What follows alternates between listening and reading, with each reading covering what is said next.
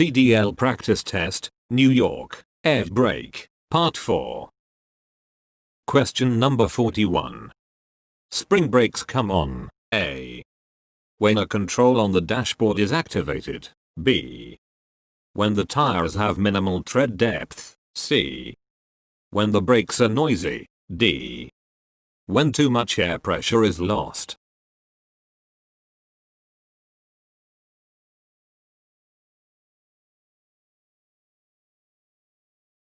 The correct answer is here, D. when too much air pressure is lost. Explanation.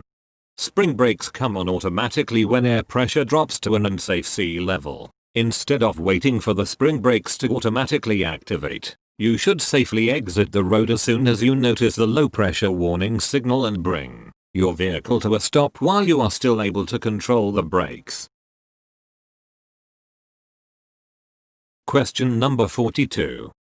Failing to drain the tanks in an air brake system can result in A. squishy brakes, B. too much air collecting, C. too much fuel being carried, D. water freezing and causing brake failure.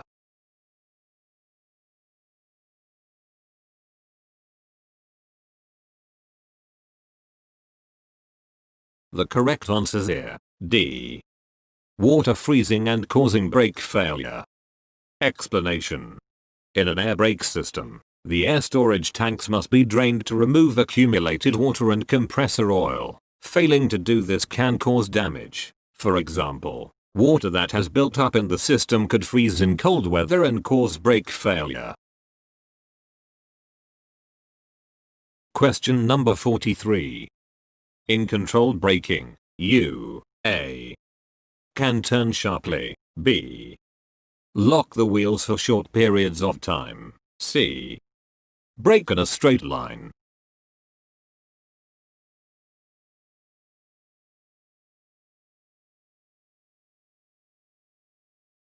The correct answer is here, C.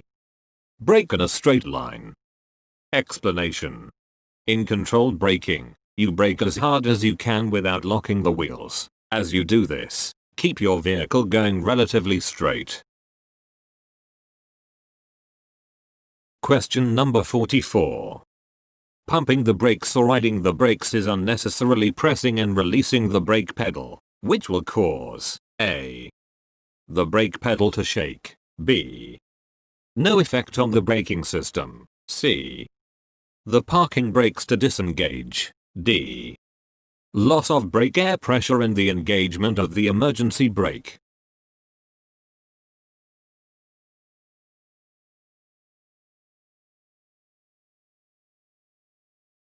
The correct answer is here, D.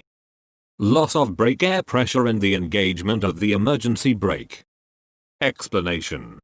If the brake pedal is pressed and released unnecessarily, it can cause air to be released faster than the compressor can replace it. This can cause the brakes to not work because of low pressure in the air tank. Question number 45. Tractor and straight truck spring brakes will come fully on when the air pressure drops to a range of A.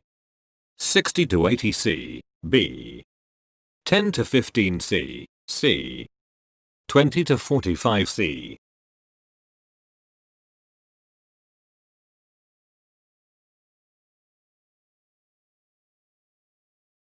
The correct answer is here, C. 20 to 45 C. Explanation. An air leak in your brake system can cause your air brakes to fail. If your air pressure drops to 20-45 C, your spring brakes will come on automatically. You can avoid this by pulling over once the low pressure light comes on so you can address the problem. Question number 46. Some vehicles, such as buses, have a separate air tank used to A. enable the driver to disengage the parking brakes and continue driving normally, B. convert the air brakes into an emergency braking system, C. supply air to the braking system if the primary air tanks fail, D. release the spring brakes.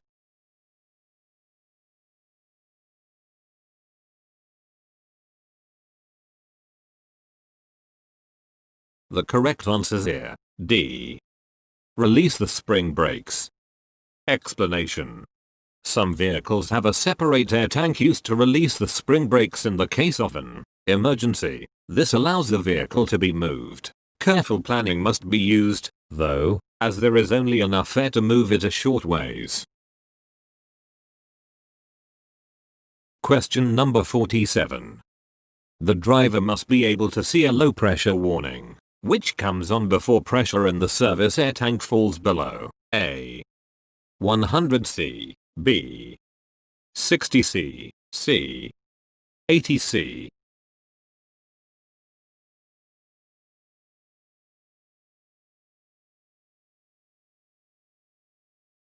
The correct answer is here. B. 60C. Explanation. The low pressure warning is set to come on before your air tank pressure drops below 60C. Question number 48. The emergency brake system uses parts of what brake systems to stop the vehicle in case of a brake system failure? A. The disc brake and parking brake systems. B. The disc brake and emergency brake systems. C. The service brake and emergency brake systems. D. The service brake and parking brake systems.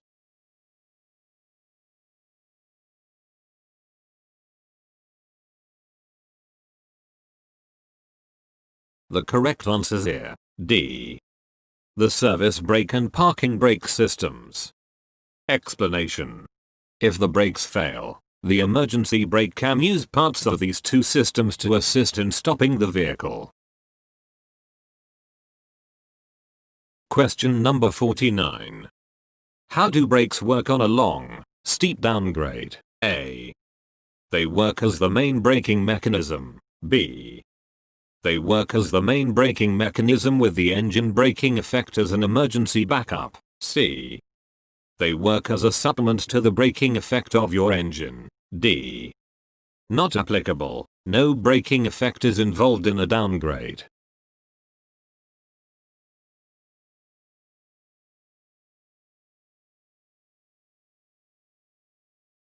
The correct answer is here. C. They work as a supplement to the braking effect of your engine. Explanation.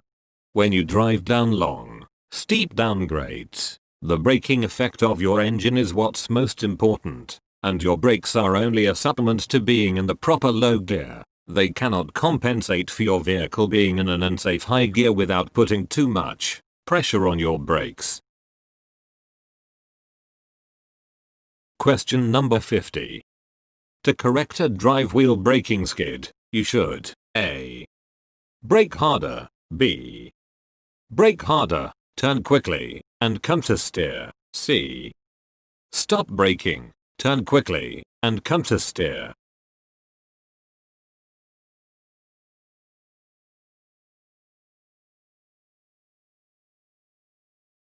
The correct answer is here. C. Stop braking, turn quickly, and come to steer. Explanation. To recover from a drive wheel braking skid, first stop braking. The rear wheels will unlock and roll again so there will be no more tendency to slide sideways. Then quickly steer your vehicle back on course. You may find that your vehicle will overshoot and keep on turning, possibly skidding in the opposite direction. Counter steer to counteract this. Note, this maneuver takes some practice. You should become proficient in it before you actually need to use it. Question number 51. Before starting down a hill, you should be in the proper gear. A. So you can go through the gears on the way down. B. So you can coast downhill. C. So you only have to apply the brake just hard enough to feel a definite slowdown.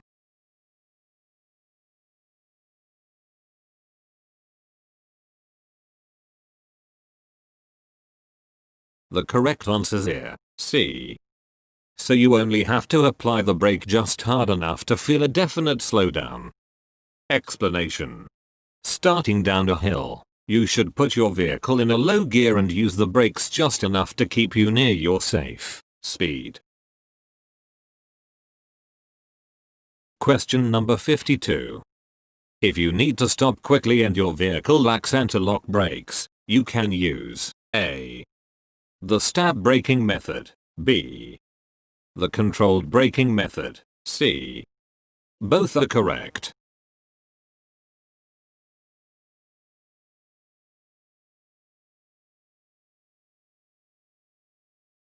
The correct answer is here, C.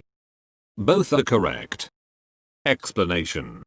If you need to stop quickly, use either the controlled braking method or the stab braking method. However, if your vehicle has anti-lock brakes, stab braking won't work because the wheels won't lock. Use controlled braking instead.